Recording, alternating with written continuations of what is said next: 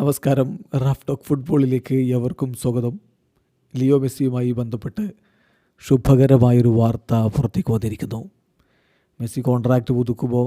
അടുത്ത വർഷം ഇൻ്റർ മയാമിയിൽ ഉണ്ടാകുമോ?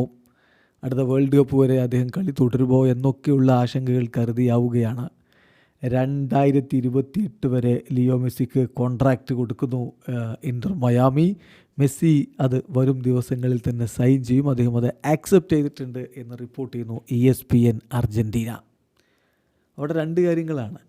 ഒന്ന്, മെസ്സി മയാമിയിൽ തന്നെ തുടരുമെന്നത് മാത്രമല്ല, 2028 വരെ കോൺട്രാക്റ്റ് അദ്ദേഹം സൈൻ ചെയ്യാൻ തയ്യാറാവുകയാണെങ്കിൽ നിങ്ങളൊന്ന് നോക്കണം. 40 വയസ്സിന് മുകളിലും അദ്ദേഹം കളിക്കാൻ തയ്യാറാവുന്നു എന്നർത്ഥം.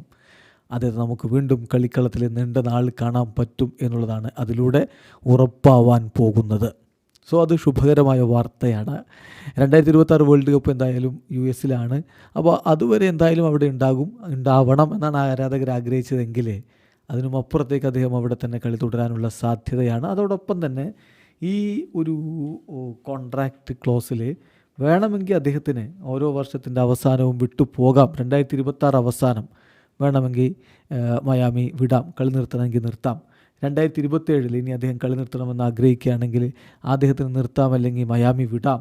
It's entirely up to him എന്നുള്ളൊരു ക്ലോസ് കൂടി ഉണ്ടാകുമെന്നാണ് ESPN അർജൻറ്റീന പറയുന്നത്. അപ്പോൾ കാര്യം ഇതാണ്, ഇൻ്റർ മയാമി ഇപ്പോൾ ലിയോ മെസ്സിക്ക് 2028 വരെ കോൺട്രാക്റ്റ് എക്സ്റ്റെൻഡ് ചെയ്യാനുള്ളൊരു ഓഫർ കൊടുത്തിട്ടുണ്ട്.